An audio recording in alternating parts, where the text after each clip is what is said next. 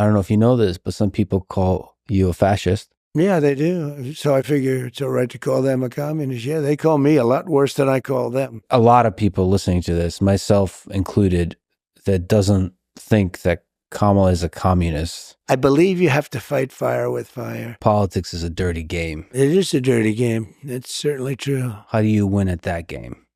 They suffer from massive Trump derangement syndrome, TDS, and I don't know if it's curable from their standpoint. I think we'd probably have a better world if everybody in Congress took some mushrooms, perhaps. First of all, medical marijuana has been amazing. It's been, I've had friends and I've had others and doctors telling me that it's been absolutely amazing. The list of clients that went to the island has not been made public. Yeah, it's very interesting, isn't it?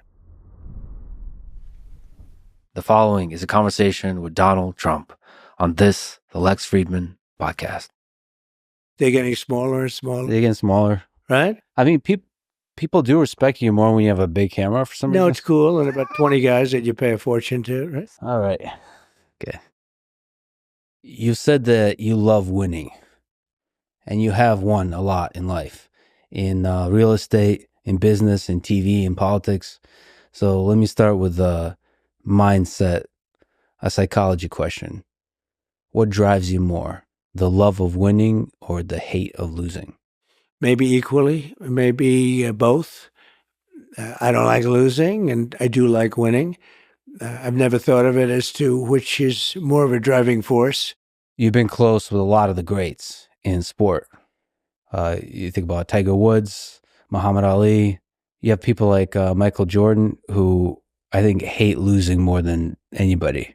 So what do you learn from those guys? Well, they do have something different. You know, the great champions have something very different, like the sports champions. And, you know, you have champions in other fields, but you see it more readily in sports. You see it over a weekend or you see it during a game.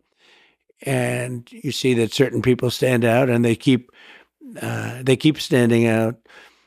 But it's there for you. It doesn't take a lifetime to find out that somebody was a winner or a loser.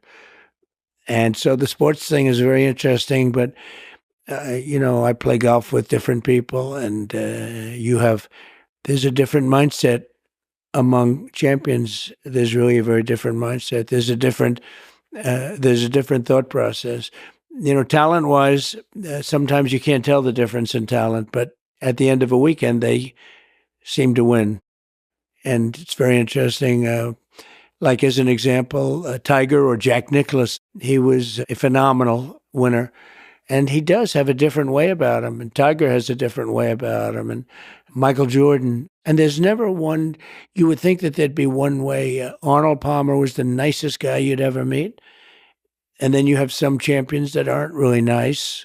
They're just focused on doing their job. So you have, you know, there's not one type of person. But the one thing I would say that everybody seems to have in common is they're very driven. They're driven like beyond. They don't seem to give up easily. They don't give up. They don't give up, but they do seem to be, you know, they have a passion that's maybe more than people that don't do as well. You've said that politics is a dirty game in the past. It is a dirty game. It's certainly true. So if it is a game, how do you win at that game? Well, you win at that game by getting the word out and by using sense. You have to have a feeling where it's going. You also have to have a feeling of what's right. You can't necessarily just go what's popular. You have to do what's good for a country if you're talking about countries. But you have to get the word out, and you have to just continuously, like, for instance, you have a great show. You have a great podcast. It's very well watched. And I'm sitting here and I do this. A lot of people see it. And I do other things and a lot of people see that. And I go traditional also. You know, you have traditional television, which is getting a little bit older and maybe less significant. Could be less significant. I don't know. But it's changing a lot. The whole plane of platform is changing a lot. It's changed a lot in the last 2-3 years. But from a political standpoint, you have to find out what people are doing, what they're watching, and you have to get it. You have to get on. I just see that these platforms are starting to dominate. They're getting very big numbers. I did Spaces with Elon, and they got numbers like nobody's ever heard before. So, this is, you wouldn't do that on like radio. You wouldn't do those numbers, no matter how good a show. You wouldn't do those numbers on radio. You wouldn't do them on television. You've been successful in business. You've been successful in politics. What do you think is the difference between gaining success between the two different, disparate worlds? Yeah, and they're different, very different. I have a lot of people that are in business that are successful, and they'd like to go over to politics. And then you realize they can't speak. They choke. It's hard to make a speech in front of that. Let's say you're talking about a big audience, but I get very big audiences. And, for many people, it's virtually impossible to get up and speak for an hour and a half and have nobody leave. It's not an easy thing to do. And it's an ability. But I have many people that are very, very successful in business, would love to do what I did, and yet they can't pull the trigger. And in many cases, I don't think it would work. Almost for everybody, it's not going to work. It's a very tough thing to do. It's a big transition. And now, if you talked about people in the business and politics going into business, likewise, that wouldn't generally work out so well either. It's different talents. It's different skills. I have somebody who wants to go into politics so bad, but he's got a little problem. He's got stage fright. Now, he's a total killer, but if he gets up into a stage in front of people, he doesn't do well, to put it mildly, actually. I mean, he does badly. So you have to be able to make hard decisions like you do in business, but also be able to captivate an audience. Look, if you're a politician, you have to be able to speak in front of large crowds. There are a lot of people who can't do that. I've seen it. They can't even think about doing it, and they don't. There are many people in business right now, I could name them, but I don't want to embarrass anybody. They've been talking about running for president for 15 years. And they're very big in business, very well known, actually. But it takes guts to run. Like for president, I can tell you it takes guts to run. It's also a very dangerous profession, if you want to know the truth, but dangerous in a different sense too.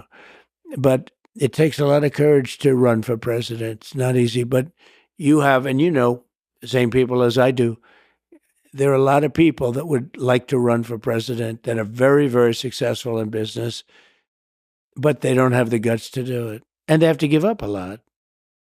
One of the great things about people from the business world is they're often great deal makers. And you're a great deal maker. And you've talked about the war in Ukraine and that you would be able to find a deal that both Putin and Zelensky would accept. What do you think that deal looks like? I think the deal, and I wouldn't talk about it too much because I think I can make a deal. If I win as president-elect, I'll have a deal made, guaranteed. That's a war that shouldn't have happened. It's terrible. Look, Biden is the worst president in the history of our country, and she's probably worse than him. That's something that should have never happened, but it did happen. And now it's a much tougher deal to make than it would have been before it started. Millions of people. I think the number's going to be a lot higher when you see this all at some point iron out. I think the death numbers are going to be a lot higher than people think. When you take a look at the destruction and the buildings coming down all over the place in Ukraine, I think those numbers are going to be a lot higher. They lie about the numbers. They try and keep them low. They knocked down a building that's 2 blocks long. These are big buildings. And they say one person was mildly injured. No. A lot of people were killed. And there are people in those buildings, and they have no chance. Once they start coming down, there's no chance. So that's a war that absolutely has to get done. And then you have Israel, and then you have a lot of other places that are talking war. The world is a rough place right now. And a lot of it's because of the fact that America has no leadership. And I believe that she'll be probably worse than Biden. I watched the interview the other night. I mean, it was just a softball interview. So you would like to see her do more interviews, challenged more? I don't know. I can't believe the whole thing is happening. We had a man in there that should have never been in there.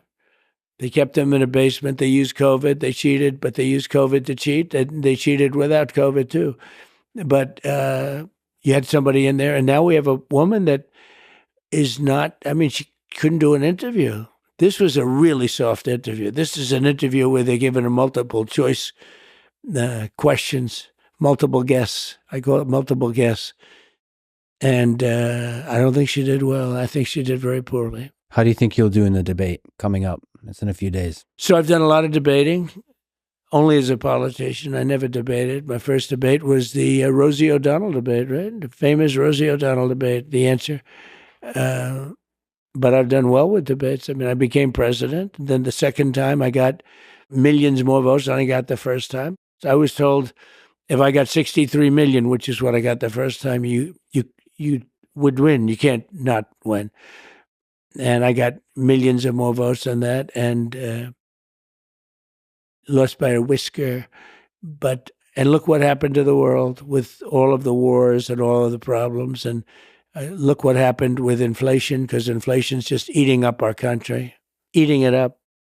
So it's too bad. But there are a lot of things that could happen. We have to get those wars settled. We have to get, I'll tell you, you have to get Ukraine done. That could end up in a third world war. So could the Middle East. So maybe let's talk about what it takes to negotiate with somebody like Putin or Zelensky. Do you think Putin would be willing to give up any of the regions they already captured? I don't know. I can tell you that all of this would have never happened, and it would have been very easy, because you don't have, like, that question wouldn't be asked. That's a tougher question. Once that starts happening, because he has taken over a lot of territory. Now, I guess they're insurgents now too, right? So, it's a little bit interesting that that's happening, and that it can happen. And it's interesting that Putin has allowed that to happen. Look, that's one that should have never started. We have to get it stopped. Ukraine is being demolished. They're destroying a great culture that's largely destroyed. What do you think works better in those kinds of negotiations? Leverage of, let's say, friendship, the carrot or the stick? Friendship, or sort of the threat of using the economic and military power? So it depends on who the person is. Everyone's different. Negotiation's interesting because it depends on who the person is. And then you have to guess or know through certain knowledge which is, more important, the carrot or the stick. And with some people it's the stick, and with some people it's the carrot. I think the stick probably is generally more successful in that, we're talking about war. But the kind of destruction that we're witnessing now, nobody's ever seen. I mean, it's a terrible thing. And we're witnessing it all over. We're witnessing it in all parts of the world. And a lot of things are going to get started. Look what's going on with China. Look at Japan. They're starting to rearm now. They're starting to rearm because China's getting, taking over certain islands. And there's a lot of danger in the war right now in the world. There's a great possibility of World War III. And we better get this thing done fast, because 5 months with people like her and him, he's checked out. He just goes to the beach and thinks he looks good in a bathing suit, which he doesn't. He's sort of checked out. Hey, look, you can't blame him. That was a coup. They took it over. They took over the presidential deal. The whole presidential thing was taken over in a coup. He had 14 million votes. She had no votes, not one. And nobody thought it was going to be her. Nobody wanted it to be her. She was a joke until 6 weeks ago, when they said we're going to have to, politically, they felt they had to pick her. And if they didn't pick her, they thought there'd be a problem. I don't know if that's right or not. I actually don't think it's right, but, they thought it was right. And now immediately the press comes to their aid. If we can go back to China on negotiation, how do we avoid war with China in the 21st century? Well, there are ways now. Here's the problem. If I tell you how, and I'd love to do it, but if I give you a plan, like I have a very exacting plan how to stop Ukraine and Russia, and I have a certain idea, maybe not a plan, but an idea for China, because we're in a lot of trouble. They'll be in a lot of trouble too, but we're in a lot of trouble. But I can't give you those plans because if I give you those plans, I'm not going to be able to use them. They'll be very unsuccessful. Part of it's surprise, right? Right. But they won't be able to help us much. So you have a plan of what to say to Putin. Yeah, I know. When you take exactly. office. No, I had a very good relationship with him, and I had a good relationship with Zelensky too. But I had a very good relationship with Putin. Tough topic, but important. You said lost by a whisker. I'm an independent. I have a lot of friends who are independent, many of whom like your policies, like the fact that you're a deal maker, like the fact that you can end wars, but they are troubled by what happened in the 2020 election and statements about widespread fraud and this kind of stuff, fake electoral scheme. What can you say to those independent voters to help them decide who to vote for? I think the fraud was on the other side. I think the election was a fraud. And many people felt it was that. And they wanted answers.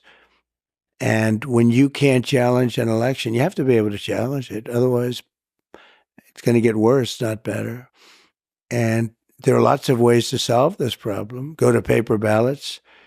Do it the easy way. I mean, the paper ballots, and you have voter ID, and you have same-day voting, and you have proof of citizenship, which is very important because we have people voting that are not citizens. They just came in, and they're loading up the payrolls. They're loading up everything. They're putting students in schools. They don't speak a word of English, and they're taking the seats of people that are citizens of our country. So, look, we have the worst border in the history of the world. We have coming into our country right now millions and millions of people at levels that nobody's ever seen. I don't believe any country's ever seen it. And they would use sticks and stones not to make it happen, not to let it happen. We don't do anything. And we have a person who was the border czar, who now said she wasn't really the border czar, but she was. She was the border czar, but she was in charge of the border. And we have her, and she's saying very strongly, "Oh, I did such a good job. She was horrible, horrible. The harm she's done." But we have people coming in from other countries all over the world, not just South America, and they're coming in from prisons and jails. They're coming in from mental institutions and insane asylums. And they're street criminals. Right off the street, they take them. And they're being given to our country, drug dealers, human traffickers. We're destroying our country. This is a sin, what's been allowed to take place over the last 4 years. We're destroying our country. And we'll see how that all works out. But it's not even believable. And now you saw in Aurora, Colorado, a group of very tough young thugs from Venezuela taking over big areas, including buildings. They're taking over buildings. They have their big rifles, but they're taking over buildings. We're not going to let this happen. We're not going to let them destroy our country. And in those countries, crime is way down. They're taking them out of their prisons, which is good because good for them. I do the same thing. By the way, if I ran one of those countries, any country in the world, I would make sure that America has every one of our prisoners. Every one of our criminals would be here. I can't believe they're going so slowly, but some aren't. But they all are doing it. And we can't let that happen. They're emptying out their prisons and their mental institutions into the United States of America. We can't let that happen. So a lot of people believe that there was some shady stuff that went on with the election, whether it's media bias or big tech, but still the claim of widespread fraud is the thing that bothers people. Well, I don't focus on the past. I focus on the future. I mean, I talk about how bad the economy is, how bad inflation is, how bad things like, which is important. Afghanistan was in my opinion, the most embarrassing thing that's ever happened to our country. And because of that, I think Putin went in. When he saw how stupid we were, Putin went in. But it was the most embarrassing moment in the history of our country. I really believe that. But, we left 13 dead soldiers. Think of it, 13 dead soldiers, many soldiers horrifically hurt with arms and legs and everything else gone. We left hostages behind. We left Americans behind. We left military equipment, the likes of which nobody's ever left behind before. Billions and billions of dollars of equipment. They're now selling the equipment. They're one of the largest arms dealers in the world. And very sad, very sad. And we were there for a long time. I was going to get out. We were getting ready to get out. Then we got interrupted by the election. But we would have been out with dignity and strength. We were having very little problem with the Taliban when I was there because they knew it was going to be tough. I dealt with Abdul. Abdul was the leader. And we got along fine. He understood. But, they were shooting. They were killing a lot of our people before I came down. And when I got there, I spoke to him. I said, can't do it. Don't do it anymore. We went 18 months before this happened. This horrible day happened. We went 18 months and nobody was shot at or killed. What do you think that was, the carrot or the stick in that case in Afghanistan? The stick, definitely so the stick. The threat of military force. That was the stick, yeah. It doesn't have to be, but that was the stick. Well, let me just linger on the election a little bit more. For this election, it might be a close one. What can we do to avoid the insanity and division of the previous election, whether you win or lose? Well, I hope it's not a close one. I mean, I don't know how people can vote for somebody that has destroyed our country. The inflation, the bad economy, but to me, in a way, the worst is what they've allowed to happen at our border, where they've allowed millions of people to come in here from places that you don't want to know about. And I can't believe that that's going to be a close election. We're leading in the polls, and it looks close. But I think in the end, it's not going to be a close election. What do you think is the right way to solve the immigration crisis? Is mass deportation one of the solutions you would think about? Well, you've got to get the criminals out of here fast, right? The people from mental institutions, you got to get them back into their mental institution. No country can afford this. It's just too much money. You look at what's happening in New York and Chicago and LA and lots of places. And you take a look at what's happening. There's no country can afford this. We can't afford it. And we've got to get the bad ones out immediately. And the rest have to be worked on. It's happened before. Dwight Eisenhower was sort of a moderate president, moderate type person. But he hated when he saw people pouring into the country. And they were. Nothing like now. I probably got elected in 2016 because of the border. And I told people what was happening, and they understood it. And I won the election, I think, because of the border. Our border is 25 times worse right now than it was in 2016. I had it fixed too. I had it the last week of the famous chart that I put up was exactly that. The chart. When I looked to the right, I said, there's the chart. That was not a pleasant experience. But the chart that I put up said, and that was done by Border Patrol, that was the lowest number that we've ever had come into our country in recorded history. And we have to get it back to that again. We will. Let me ask you about Project 2025. So you've publicly said that you don't have any direct connection to Project Nothing. 20. I know nothing about it. And they know that too. Democrats know that. And I purposely haven't read it because I want to say to you, I have no idea what it's all about. It's easier than saying I read it and, all of the things. No, I purposely haven't read it. And I've heard about it. I've heard about things that are in there that I don't like. And there's some things in there that everybody would like. But there are things that I don't like at all. And I think it's unfortunate that they put it out, but it doesn't mean anything because it has nothing to do with me. Project 25 has absolutely nothing to do with me.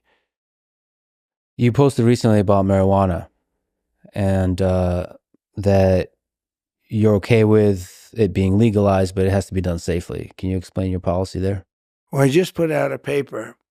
And first of all, medical marijuana has been amazing. It's been, I've had friends and I've had others and doctors telling me that it's been absolutely amazing, the medical marijuana. And we put out a statement that we can live with the marijuana. It's got to be a certain age, to buy it.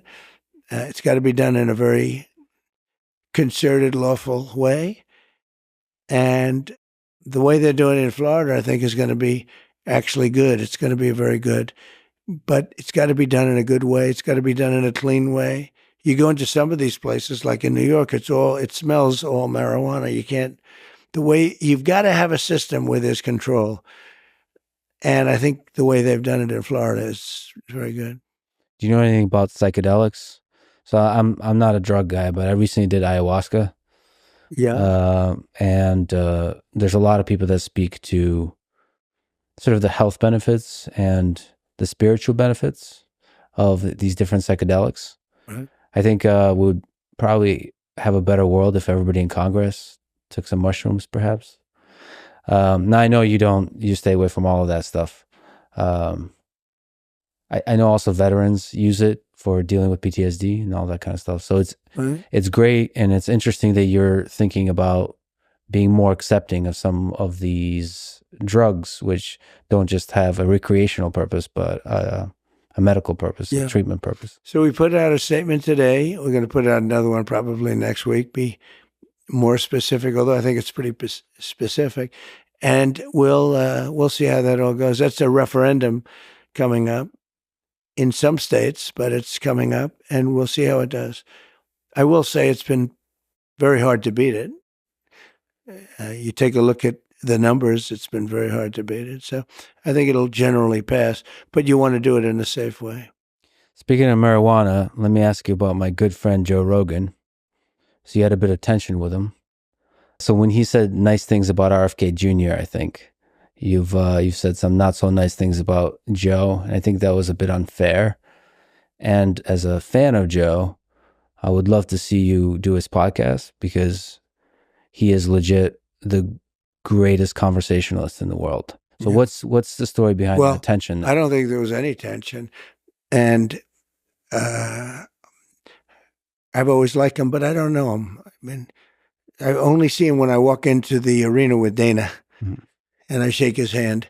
I see him there, and I think he's good at what he does, but I don't know about doing his podcast. I mean, I guess I'd do it, but I haven't been asked, and I'm not asking them, I'm not asking anybody. It sounds like a challenging negotiation situation. No, it's not. It's not really a negotiation. And he's sort of a liberal guy, I guess, from what I understand. But he likes Kennedy. This was before I found this out, before Kennedy came in with us. He's going to be great. Bobby's going to be great. But I like that he likes Kennedy. I do too. He's a different kind of a guy, but he's got some great things going. And I think he's going to be beyond politics. I think he could be quite influential in taking care of some situations that you probably would agree should be taken care of. The Joe Rogan post is an example. I would love to get your psychology about behind the tweets and the posts on truth. Are you sometimes being intentionally provocative, or are you just speaking your mind? And are there times where you regret some of the truths you've posted? Yeah, I do. I mean, but not that often, honestly. I do a lot of reposting. The ones you get in trouble with are the reposts, because you find down deep they're into some group that you're not supposed to be reposting. You don't even know if those groups are good, bad, or indifferent. But the reposts are the ones that really get you in trouble. When you do your own words, it's sort of easier. But the reposts go very quickly. And if you're going to check every single little symbol, and I don't know, it's worked out pretty well for me, I tell you. It's truth is very powerful, truth. And it's my platform, and it's been very powerful, very, very powerful. It goes everywhere. I call it my typewriter. That's actually my typewriter. What are you doing usually when you're composing a truth? Like, are you chilling back on a couch? Couches, beds. Okay. A lot of different things. I mean, like late at night and just I'd like to do some late at night. I'm not a huge sleeper, but whenever I do them, past like 3 o'clock, they criticize you the next day. Trump was up truthing. Okay. Trump was truthing at 3 o'clock in the morning. And there should be no problem with that. And then when you think about time zones, how do they know that you're like, in a time zone, like an Eastern zone? So, but every time I do it after like 2 or 3 o'clock, it's like, why is he doing that? But it's gotten, the truth has become a very successful platform. And I like doing it. And it goes everywhere. As soon as I do it, it goes everywhere. The country seems more divided than ever. Yeah. What can you do to help alleviate some of that division? Well, you can get rid of these two people. They're terrible. They're terrible. You don't want to have them running this country. They're not equipped to run it. Joe, it's a disaster. Okay. And Kamala, I think she'll end up being worse than him. We'll see. I think a lot's now, the convention's over with, and I see I'm leading in just about all the polls now. They had their little honeymoon period, as they call it. And we'll see how that all goes. Who knows? So. From my personal opinion, I think you are at your best when you're talking about a positive vision of the future versus criticizing the other side. Yeah. I think you have to criticize, though. I think they're nasty. They came up with a story that I looked down and I called soldiers that died in World War I suckers and losers. Okay. Now, number one, who would say that? Number two, who would say it to military people? Nobody. It was a made-up story. It was just a made-up story. And they like to repeat it over again. They know it was made up. I have 26 witnesses that nothing was said. They don't want to hear about that. Like she lied on McDonald's. She said that she worked at McDonald's. It's not a big lie, but it's a big lie. It's so, they just went and they checked. And unless she can show something, they don't talk about, the presses are going to follow up with it, but I'll keep hammering it. But she never worked at McDonald's. It was just sort of a cool thing to say, hey, I worked at McDonald's, But one of the worst was 2 days ago, I went to Arlington at the request of people that lost their children. There'll always be children to those people. You understand that. That's not politically incorrect thing to say. The mother comes up, I lost my child. But, the child is a soldier. And lost the child because of Biden and because of Kamala, just as though they had the gun in their hand, because it was so badly handled. It should have been done at Bagram, which is the big air base. It shouldn't have been done at a small little airport right in the middle of town where people stormed it. It was a true disaster. And they asked me if I'd come and celebrate with them 3 years. 3 years. They died 3 years ago. And I said, I'm going to try. I got to know them because I brought them here, actually. One night, they almost all came here. And they said, I wonder if Trump will actually come and see us. I heard they were here. I came, saw them, and we stayed for like 4 hours listening to music up on a deck right upstairs. Beautiful. And they were great people. So they called me over the last couple of weeks, and they said, we're going to have a reunion, our 3-year reunion. Would you be able to come? And it was very hard for me to do it logistically, but I said, I'll get it done. And I got there. And we had a beautiful time. I didn't run away. I didn't just walk in, shake hands, and walk out like people do. And I wasn't looking at my watch like Joe Biden does. And it was amazing. So I did it for them. I didn't do it for me. I don't need the publicity. I mean, I get more publicity probably than anybody. You would know that better than me, but I think maybe more than anybody. Maybe more than anybody that's ever lived. I don't know. But I don't think anyone could have any more. Every time you turn on television, there's like 9 different stories, all on different topics, and they're all about Trump. As an example, you interview a lot of people, good people, successful people. Let's see how you do with this interview versus them, okay? I mean, I can tell you right now, you're going to get the highest numbers you've ever had by sometimes a factor of 10. But when a Gold Star family asks me to come in and spend time with them, and then they said, "Sir," we did a ceremony, and then we went down to the graves, which was quite a distance away. They said, "Sir, would you come to the grave?" And then they said when we were there, it's very sad actually, because these people shouldn't have died. They shouldn't have died. They died because of Biden and because of Kamala. They died because it's just like if they pulled the trigger, okay? Now, I don't know if that's controversial to say, but I don't think it is. Afghanistan was the most incompetently run operation I think I've ever seen, military or otherwise. They're incompetent. But the families asked me if I'd go. I did go. Then the family said, could we have a picture at the tombstone of my son? And we did. Son or daughter. There was a daughter too. And I took numerous pictures with the families. I don't know if anybody else that was in the pictures, but they were mostly families, I guess. That was it. And then I left. I spent a lot of time with them. Then I left, and I get home that night, and I get a call that the Biden administration with Kamala is accusing me of using Arlington for publicity. I was in just the opposite. Just the opposite. And actually, did you see, it just came out, the families actually put out a very strong statement defending me. They said, we asked them to be there. Well, politicians and the media can play those games, and you're right. Your name gets a lot of views. You're probably legit the most famous person in the world. But on the previous thing, in the spirit of unity, you used to be a Democrat. Yeah. Setting the politicians aside, what do you respect most about people who lean left, who are Democrats themselves or of that persuasion, progressives, liberals, and so on?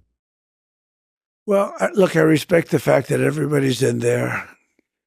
And, you know, to a certain extent, life is what you do while you're waiting to die. So you might as well do a good job. I think in terms of what's happening now, I think, you know, we have a chance to save the country. This country's going down. And I called it with Venezuela. I called it with a lot of different countries. And this country's going down. If we don't win this election, the election coming up on November 5th is the most important election this country's ever had. Because if we don't win it, I don't know that there'll be another election. And it's going to be a communist country or close. And there's a lot of people listening to this, myself included, that doesn't think that Kamala is a communist. Well, she's a Marxist. Her father's a Marxist. That's right. And she's advocating. It's a little unusual, you know. She's advocating for some policies that are towards the direction of democratic socialism, let's say. But there's a lot of people that kind of know the way government works, and they say, well, none of those policies are going to actually come to reality. It's just being used during the campaign to, you know, groceries are too expensive. We need them cheaper. So let's talk about price controls, and that's never going to come to reality. It could come to reality. Look, I mean, she came out with price control. It's been tried like 121 different times at different places over the years, and it's never worked once. It leads to communism. It leads to socialism. It leads to having no food on the shelves, and it leads to tremendous inflation. It's just a bad idea. Whenever we use terms like communism for her, and I don't know if you know this, but some people call you a fascist. Yeah, they do. So I figure it's all right to call them a communist. Yeah, they call me a lot worse than I call them. They do indeed. It's just sometimes... It's interesting, though. They'll call me something that's terrible, and then I'll hit them back. And they'll say, isn't it terrible what Trump said? I said, well, wait a minute. They just called me. So I believe you have to fight fire with fire. I believe they're very evil people. These are evil people. You know, we have an enemy from the outside, and we have an enemy from within. And in my opinion, the enemy from within are radical left lunatics. And I think you have to fight back.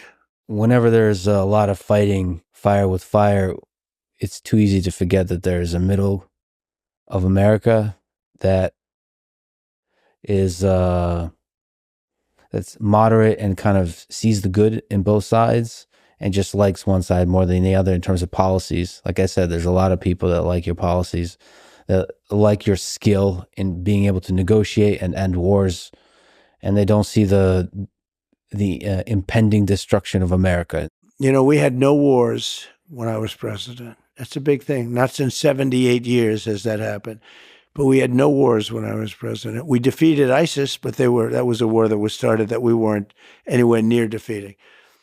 But think of it, I had no wars. And Viktor Orban, the prime minister of Hungary, said the world has to have Trump back because everybody was afraid of Trump. Now, that's what he said. So I'm not using that term, but I think they respected me. But he said China was afraid, Russia was afraid, everybody was afraid. And I don't care what word they use. Probably that's even a better word if you want to know the truth. But let's use the word respect. They had respect for me. They had respect for the country. I mean, I ended the Nord Stream 2 pipeline, the Russian pipeline. Nobody else could have done that. I ended it. It was done. Then Biden comes in and he approved it. So we're defending Germany and these other countries for peanuts compared to what it's worth. And they're paying the person we're defending them against billions and billions of dollars for energy. I said, how does that work? And we had it out with them, and it worked out good. And they paid hundreds of billions of dollars. Or you wouldn't even have a NATO right now. You wouldn't have NATO if it wasn't for me. As the leader of the United States, you were the most powerful man in the world. As you mentioned, not only the most famous, but the most powerful. And if you become leader again, you will have unprecedented power. Just on your own personal psychology, what does that power do to you? Is there any threat of it corrupting how you see the world? No, I don't think so. Look, I've been there for 4 years. I could have done a big number on Hillary Clinton. I thought it looked terrible to take the president's wife and put her in prison. She's so lucky. I didn't do anything. She's so lucky. Hillary is a lucky woman because I had a lot of people pushing me too. They wanted to see something, but I could have done something very bad. I thought it looked so bad. Think of it. You have the president of the United States, and you also had Secretary of State, right? She was. But you're going to put the president's wife in prison? And yet when I got out there, they have all these hoaxes. They're all hoaxes. But they have all these dishonest hoaxes, just like they did in the past with Russia. That was a hoax. The 51 different, agencies or agents, that was a hoax. The whole thing was a hoax.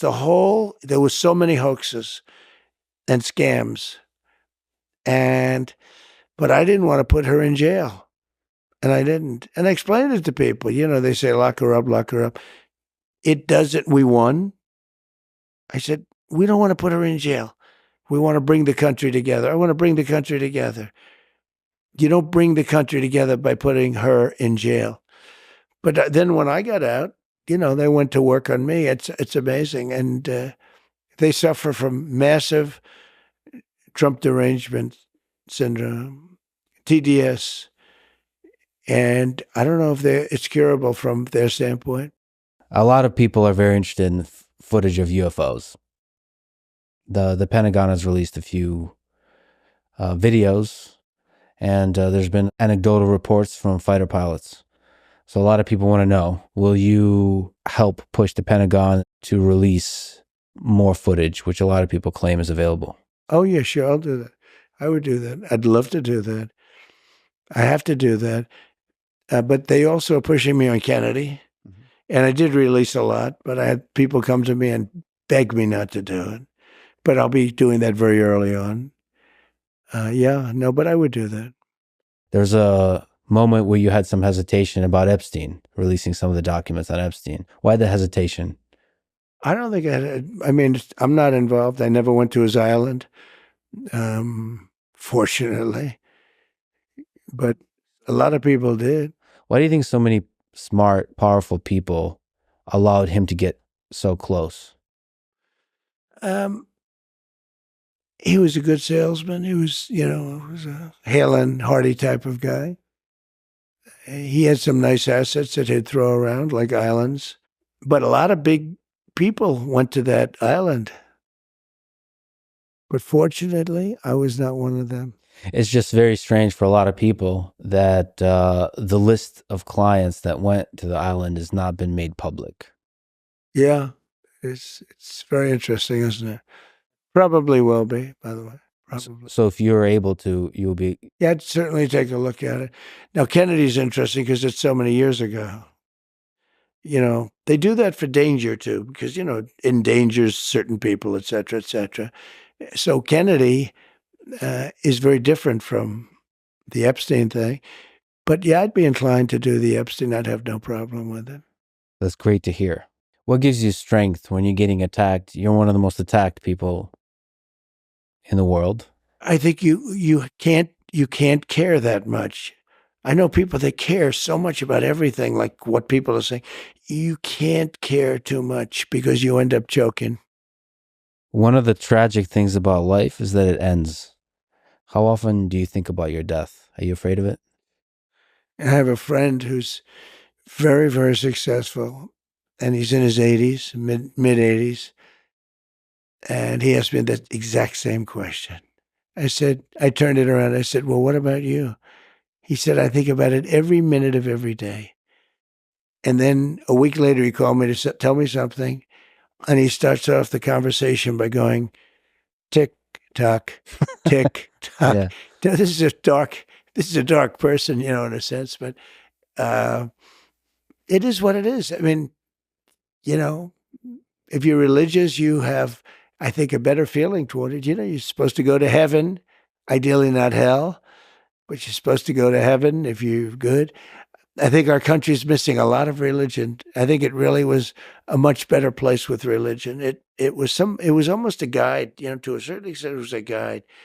You want to be good to people. Without religion, there are no guardrails. I'd love to see us get back to religion, more religion in this country. Well, Mr. President, thank you for putting yourself out there, and thank you for talking today. Look, I love the country. I want to see the country be great, and we have a real chance of doing it, but it's our last chance, and I appreciate it very much. Thank you. Thank you. Thanks for listening to this conversation with Donald Trump. To support this podcast, please check out our sponsors in the description.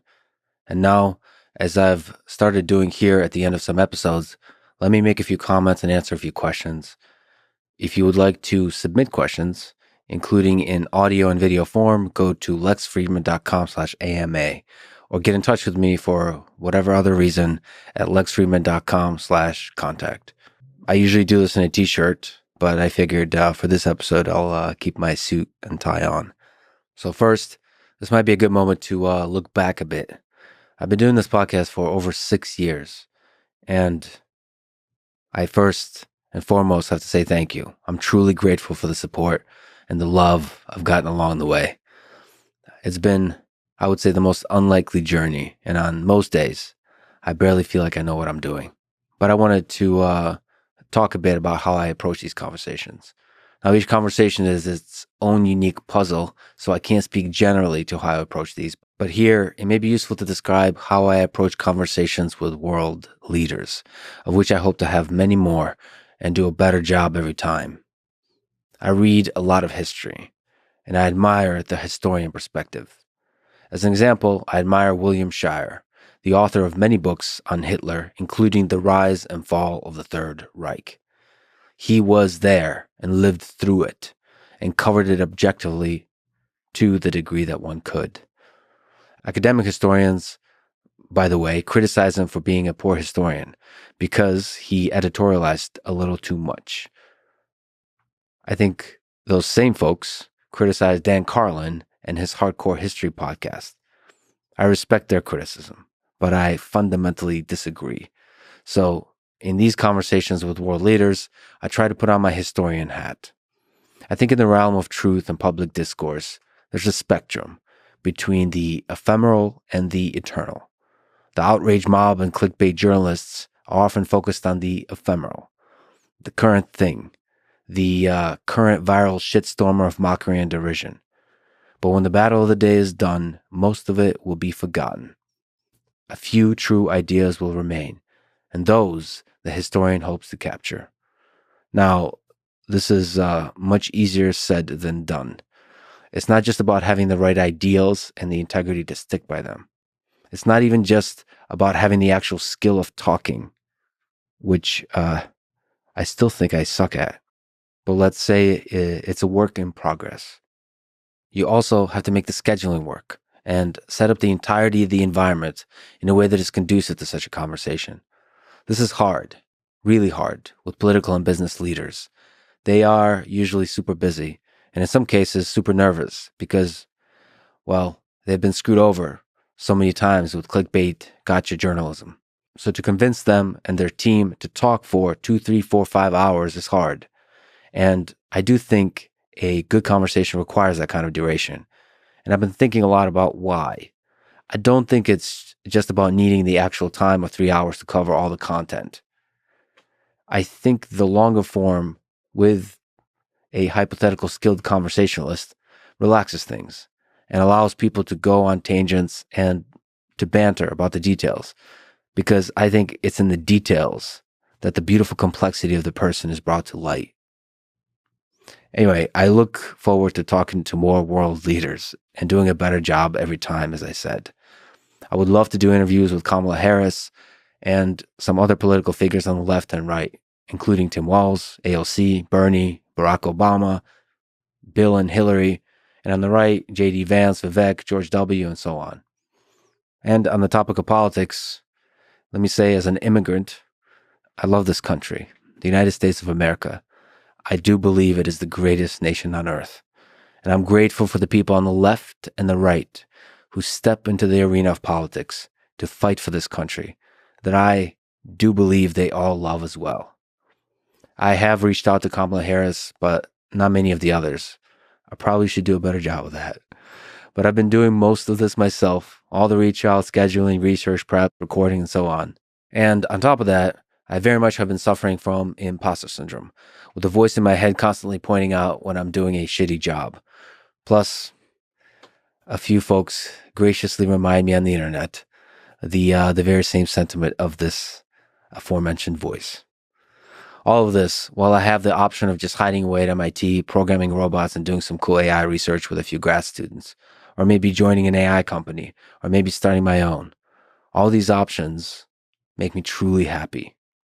But like I said, on most days, I barely know what I'm doing, so who knows what the future holds.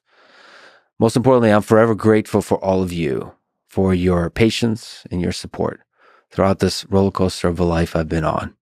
I love you all. Okay, now let me go on to some of the questions that people had. I was asked by a few people to comment on Pavel Durov's arrest and on X being banned in Brazil. Let me first briefly comment on the Durov arrest. So, basic facts. Pavel Durov is CEO of Telegram, which is a messenger app that has end-to-end encryption mode.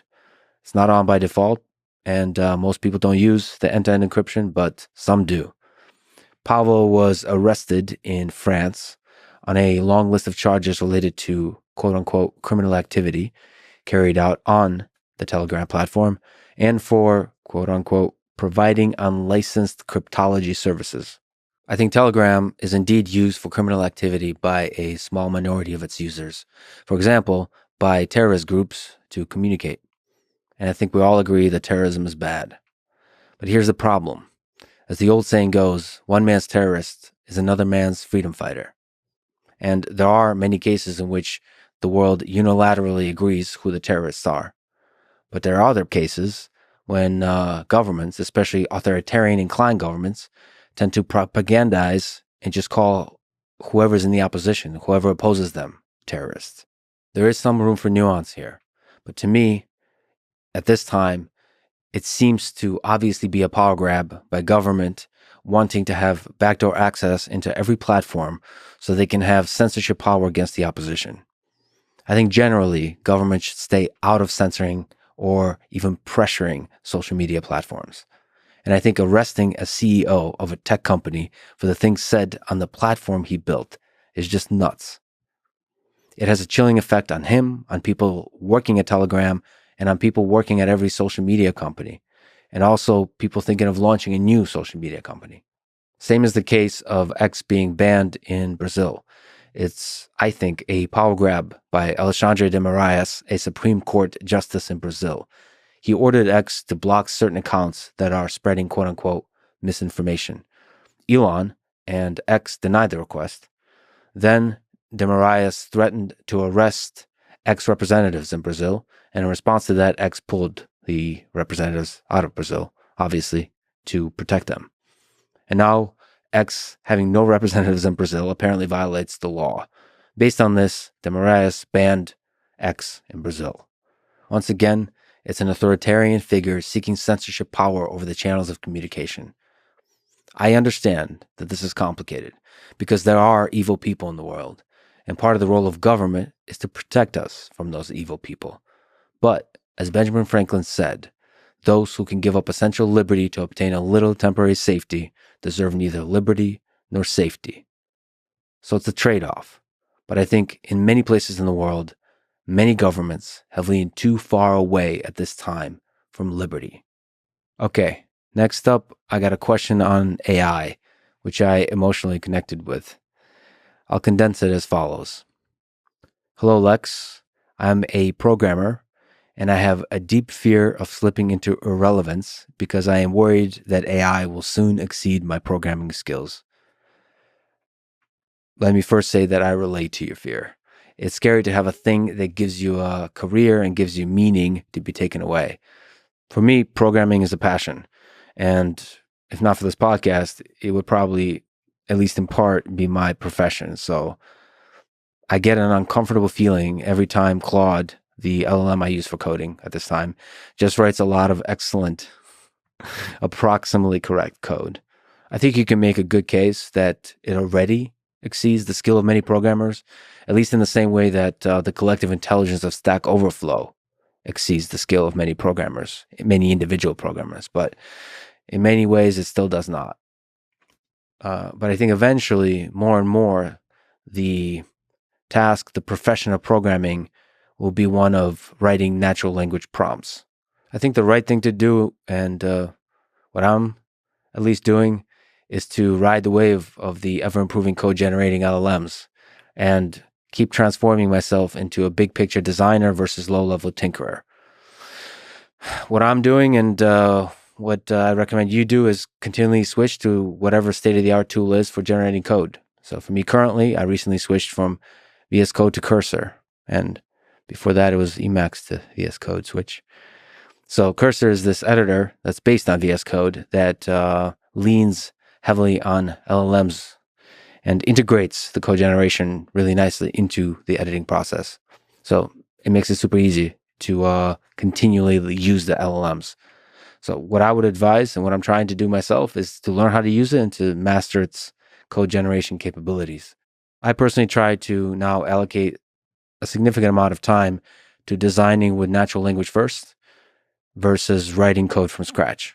So using my understanding of programming to edit the code that's generated by the LLM versus sort of writing it from scratch and then using the LLM to generate small parts of the code. I see it as a skill that I should develop in parallel to my programming skill.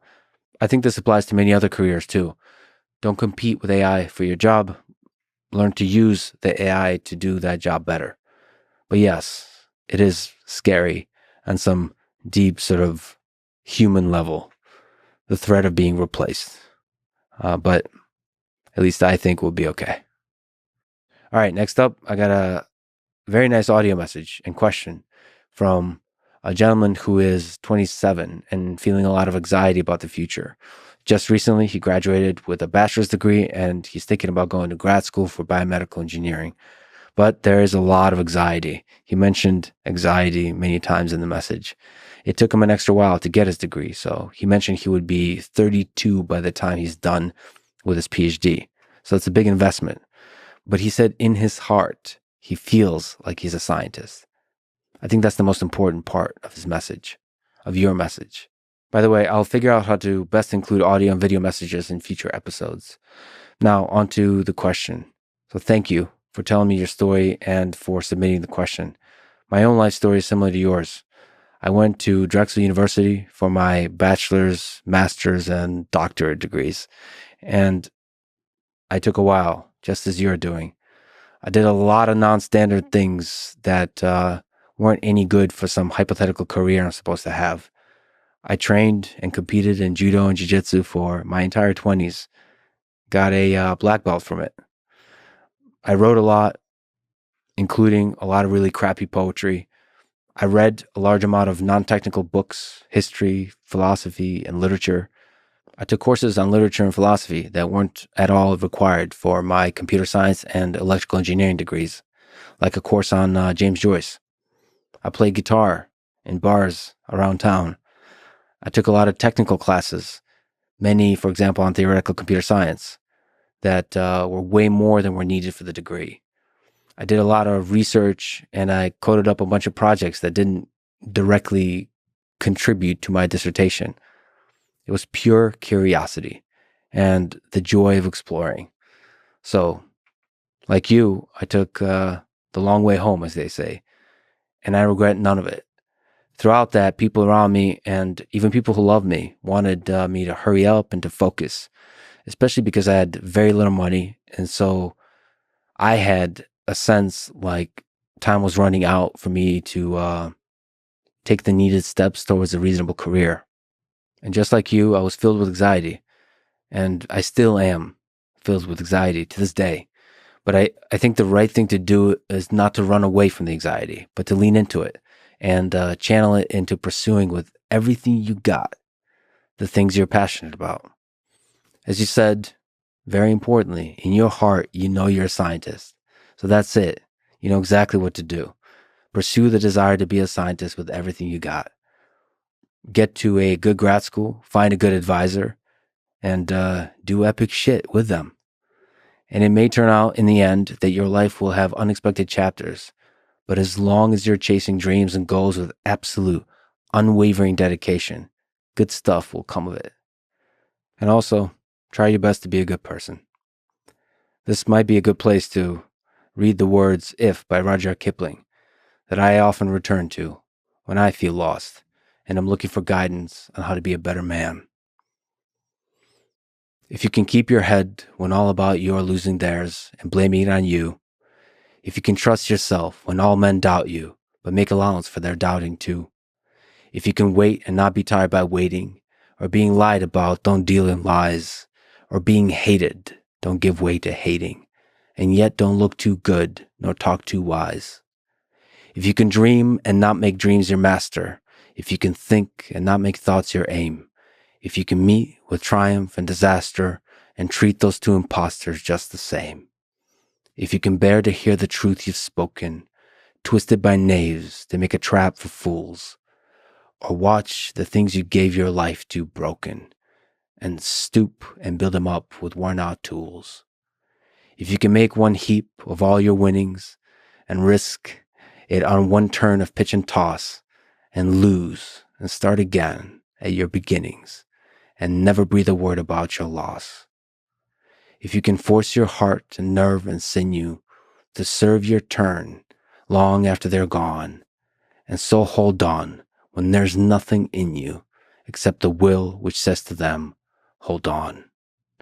If you can talk with crowds and keep your virtue, or walk with kings nor lose the common touch, if neither foes nor loving friends can hurt you, if all men count with you, but none too much, if you can fill the unforgiving minute with 60 seconds worth of distance run, yours is the earth and everything that's in it, and which is more, you'll be a man, my son.